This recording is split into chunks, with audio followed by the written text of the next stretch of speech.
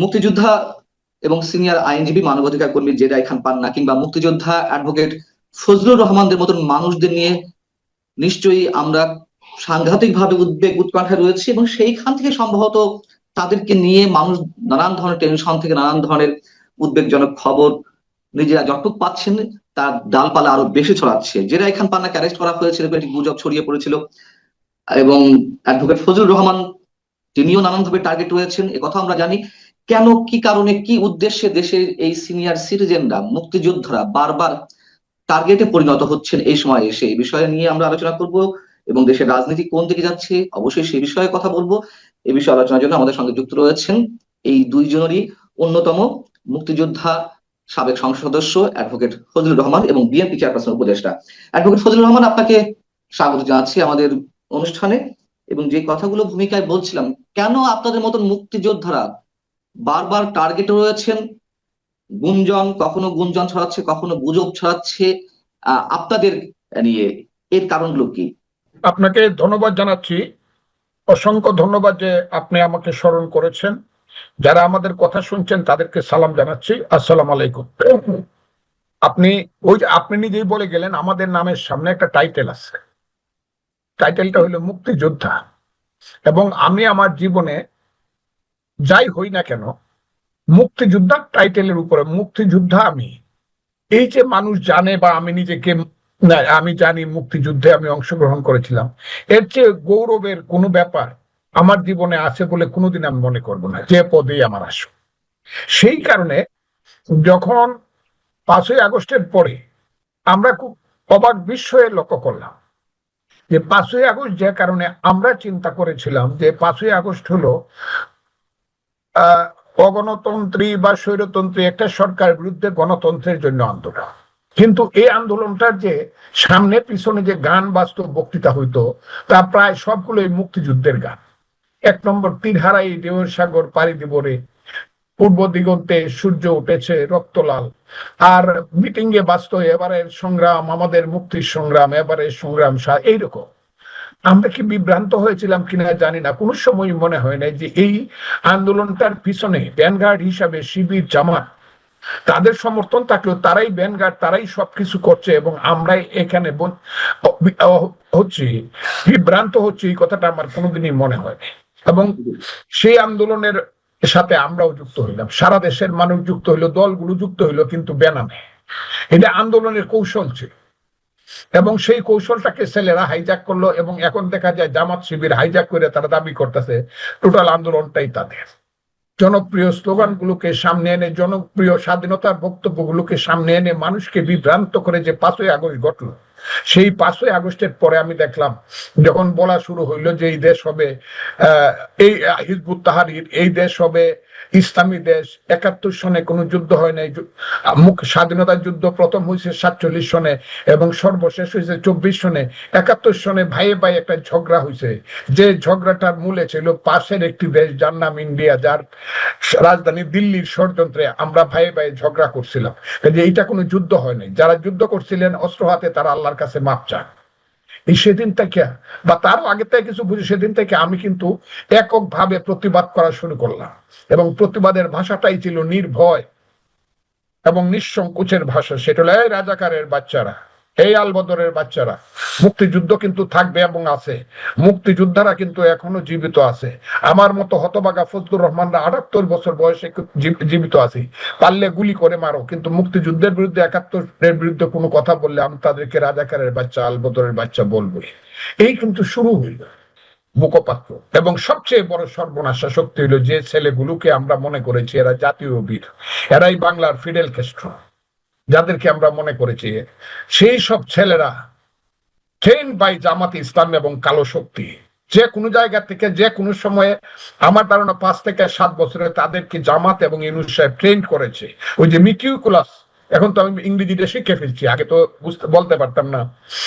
ওই যে প্ল্যান, ওই প্ল্যানটা যে ইউনূস সাহেবের মাধ্যমে জামাতরা করছে, সেই মহারাজার বাচ্চা, জমিদারের বাচ্চাদের এখন শত শত কোটি টাকা। এই এদের এখন টাকা হলো এদের কাছে সাদা কাগজ, এরা এখন ডলারে সম্পদ গণে, পাউন্ডে সম্পদ গণে। এরা এখন চান্দা চায় 1 কোটি টাকা, 10 লাখ টাকা নিতে গিয়ে আবার ধরা নিচে, আবার 90 লাখ টাকা নিতে গিয়ে ধরা পড়ে। আবার ধরা পড়লে পরে বলে যে না আমরা তো কেউ না, আমরা তো কেউ না, আমাদের সেই মহাজন আছে, সেই মহাজনের নাম হইলো এই স্থানীয় সরকার মন্ত্রী, ওনার নাম সজীব ভুইয়া।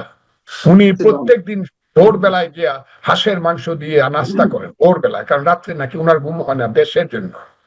আর ভোরবেলা নাস্তা করতে যদি হাঁসের মাংস না পান, হোটেল বন্ধ হয়ে যায়, উনি সামান্য একটা হোটেল আছে ওই যে গুলশানে, যেখানে নাস্তা করলে 7,000 টাকা লাগে।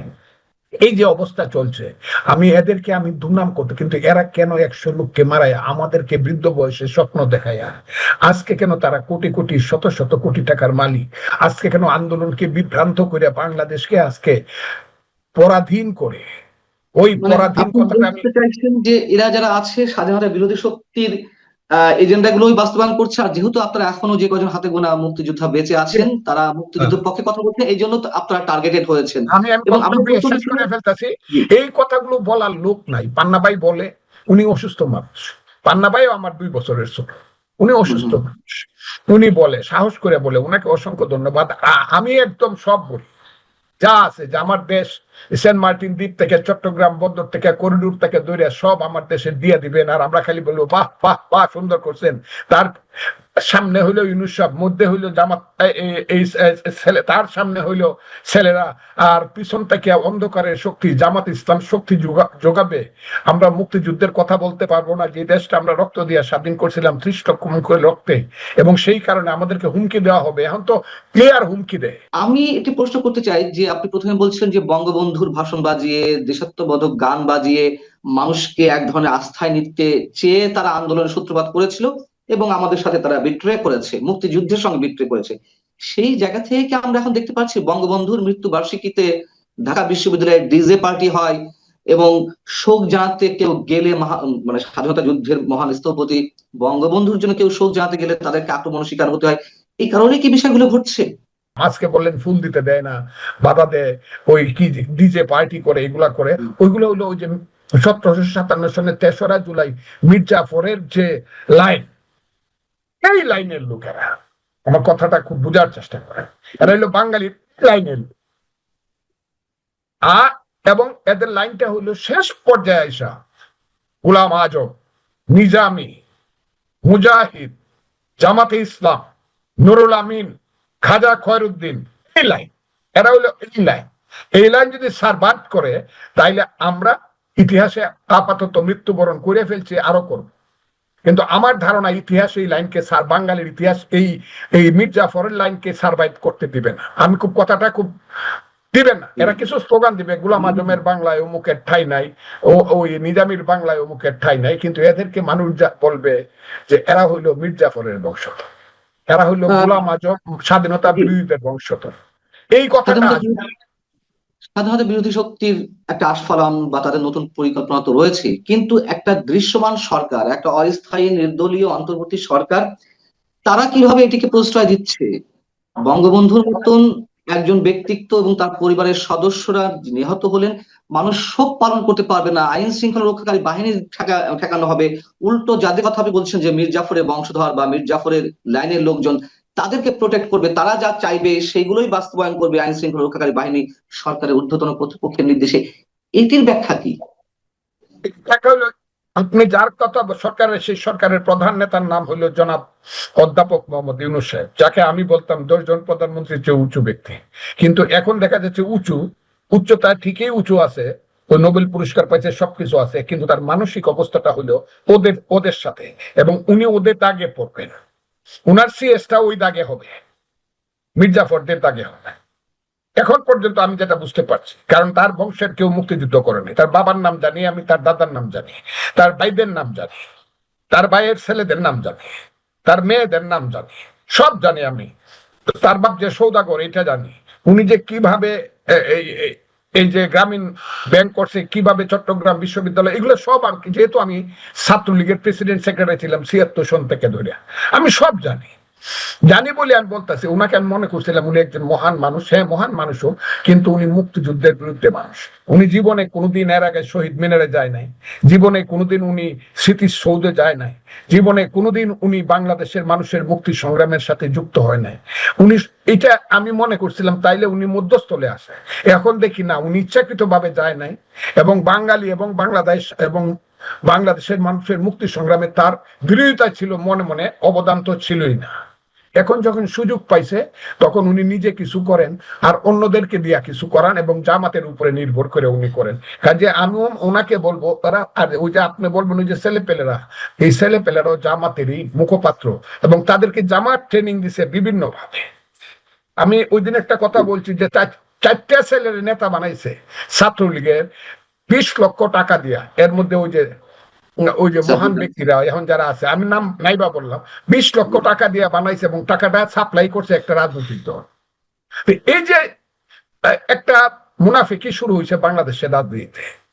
বিএনপির ভিতরে ঢুকে আছে অনেক, তাদের খালাতো ভাইয়েরা সব ঢুকে আছে। কাজে এই দেশে তাই হবে। তবে একটা জিনিস খুব সুবিধা হয়েছে, শেখ হাসিনা গিয়া, শেখ হাসিনা মুক্তিযুদ্ধ কইয়া দুর্নীতি করছে তার সরকার, অত্যাচার করছে তার সরকার, জেলখানা নিচ্ছে তার সরকার, নির্বাচন দেয় না, সে গণতন্ত্রকে হত্যা করছে।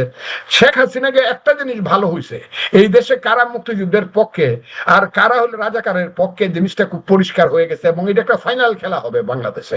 আমি আবারও বলছি, ফাইনাল খেলা হবে বাংলাদেশে, যে কারা আলবদর রাজাকার এবং তাদের সন্তানেরা 54 বছর পরেও মুক্তিযুদ্ধের অপমান ভুলতে পারে নাই, আর কারা মুক্তিযুদ্ধের পক্ষে হাজার বছরের বাঙালির সন্তান, যে সন্তানের মায়েরা হাজার বছর ধরে আল্লাহর কাছে প্রার্থনা করেছে, হে আল্লাহ আমাদেরকে এমন এক সন্তান দাও যে সন্তান আমাদেরকে স্বাধীনতা দেবে। হাজার বছর ধরে বাংলার হিন্দু মায়েরা তুলসী তলায় প্রদীপ জ্বালিয়ে ভগবানের কাছে প্রার্থনা করেছে, হে আল্লাহ হে ভগবান আমাদেরকে এমন এক সন্তান দাও যে সন্তান আমাদেরকে বিদেশিদের অত্যাচার থেকে মুক্তি দেবে। শেখ হাসিনা না থাকতে পারে, অন্য কেউ না থাকতে পারে, আবার নতুন করে জন্ম নিছে জেডাই খান পান্নারা, জন্ম নিছে আবার মুক্তিযোদ্ধারা, হাজারে হাজারে যোগাযোগ করে। ফজলু ভাই একটা খালি ডাক দেন, একটা খালি কথা বলেন, ফজলু ভাই আপনারা কথা বলেন না কেন? আমি বললাম আপনি দেখবেন, এই যে আমি বারবার বলি যে রাজাকারদেরকে আপনারা, বাংলাদেশ বিরোধীদেরকে আপনারা সরোয়ার উদ্যানে বারবার সুযোগ দেন মিটিং করা, একবার আমাদেরকে তো মিটিং করার সুযোগ দিয়া দেখেন আমরা সংখ্যায় কত হাজার কত লাখ বাংলাদেশে। এটা কিন্তু ইউনূস সাহেব ওই সুযোগ তো দূরের কথা, একটা ফুল দেওয়ার সুযোগ দেয় না কাউকে। এটা কোনো কথা হলো নাকি? দল সর্বতভাবেই বুঝতে পারবে যে খেলাটা ইলেকশন হবে কি হবে না, this is not the contradiction. মূল কন্ট্রাডিকশন হবে বাংলাদেশে 71 থাকবে কি থাকবে না। সেইখানে আমি বিশ্বাস করি আমার দল বিএনপি মুক্তিযুদ্ধের 71-এর পক্ষে থাকবে। ওই জায়গাটা আমি কথাটা আপনাকে বুঝাইতে পারছি, আমি এখন পর্যন্ত বিশ্বাস করি যে ওই জায়গায় থাকবে বিএনপি 71, কারণ যেহেতু বিএনপির প্রতিষ্ঠাতার নাম হলো মেজর জিয়া। অ্যাডভোকেট ফজলুর রহমান, আমি যদি একটু প্রশ্ন করি সরাসরি, যে যারা স্বাধীনতা বিরোধী শক্তি, মুক্তিযুদ্ধের বিরোধী শক্তি, তাদের কাছে শোনা যায় যে অনেক ধরনের অস্ত্র রয়েছে, পাকিস্তান থেকে অস্ত্র আসছে, পুলিশের কাছ থেকে যে অস্ত্র লুট করা হলো, থানা থেকে, দেশের বিভিন্ন থানা থেকে যে অস্ত্রগুলো লুট করা হলো, এগুলো তাদের কাছে আছে। আপনি বলছেন ফাইনাল খেলা হবে, সেই ফাইনাল খেলার রূপটা কি সশস্ত্র? আর যদি সশস্ত্র হয়েই থাকে, তাহলে যারা মুক্তিযোদ্ধা আছেন অথবা মুক্তিযুদ্ধের সপক্ষে আছেন এই প্রজন্মের, তারা কিভাবে লড়াই করবে তাদের সঙ্গে সেই অসংখ্য আগ্নেয়াস্ত্রের সামনে? আমি আপনাকে বলি, আমার বয়স তখন 23 বছর, 23 বছর ধরেন ফুল হয়েছে। সেই সময় আমি মুক্তিযোদ্ধা স্পেশাল কমান্ডারের ট্রেনিং দেওয়ার জন্য দেরাদুনে গেলাম, ইন্ডিয়ার মেঘালয় থেকে দেরাদুনে গেলাম। সেই দেরাদুনে গিয়ে আমি ট্রেনিং দিলাম। দেরাদুনে আমি কোর্স কমান্ডার ছিলাম, কথাটা বুঝে দিলাম। সেইখানে আমাদেরকে পলিটিক্যাল একটা ট্রেনিং দিত, তার নাম 7 দিনে একবার উনি এসে পলিটিক্যাল কথা বলতেন, তার নাম মেজর জেনারেল মালহোত্রা। উনি একটা কথা আমাদেরকে আসার দিন বলে দিছিল যে all the leaders of Bangladesh of liberation war commanders, you should know this is not the arms that fights, but the man behind the arms and ideology behind the man that fights. অস্ত্রটা যুদ্ধ করে না, অস্ত্রের পিছনে একটা মানুষ থাকে, মানুষের পিছনের আদর্শটা যুদ্ধ করে। এই রাজাকারের আদর্শ চেয়ে মুক্তিযোদ্ধার আদর্শ অনেক ভালো, কিন্তু তুলনাহীন। তুলনাহীন। কাজী মুক্তিযুদ্ধ হলো সত্য, রাজাকার হইল মিথ্যা। সত্য জিতেই যাবে। অস্ত্র কার কাছে কত আছে? আমাদের কাছে তো একটা অস্ত্র ছিল না। পাকিস্তানের কাছে তো বিমান থেকে ট্যাঙ্ক পর্যন্ত, ট্যাঙ্কের পর ট্যাঙ্ক ছিল, বলা হতো বিশ্বের শ্রেষ্ঠ যোদ্ধা। তারা তো মাথা নয়া 93 হাজার আমাদের কাছে আত্মসমর্পণ করছে, আমাদের জীবন গেছে, কিন্তু শেষ পর্যন্ত জয়লাভ করছে কিন্তু মুক্তিযোদ্ধারা। আমি এখনো বললাম, মুক্তিযুদ্ধের কাছে কিন্তু রাজাকাররা পরাজিত। যেদিন আমি একা কথা বলছি, আমি কিন্তু মুক্তিযোদ্ধার রাজাকারের বাচ্চারা, সেদিন সবাই বলছে আপনাকে এখনো বলে মাইরে ফেলবে। আমি কিন্তু সরকারের পক্ষ থেকে কোনো ভয় পাই না। সরকার ইচ্ছে হলে আমাকে জেলে নিয়ে যাক, বিচার করে যদি অন্যায় করে থাকি ফাঁসি দিয়ে দেখ, এটা আমার ভয় না। ভয় হইলো আমাকে গোপন হত্যা করার একটা চেষ্টা চলছে। ওই যে বলছি পিনাকির সাথে একটা লোক বসে ওদিনও বলছে ফজলুর রহমানকে এখন হত্যা করাটাই ফরজ হয়ে গেছে। এই যে ছেলেরা বলতেছে তার উপরে আমরা কি চালাবো, মব জাস্টিস চালাবো। আমি 78 বছরের মানুষ, আমার উপরে মব জাস্টিস চালাবে? আমি নিরীহ মানুষ।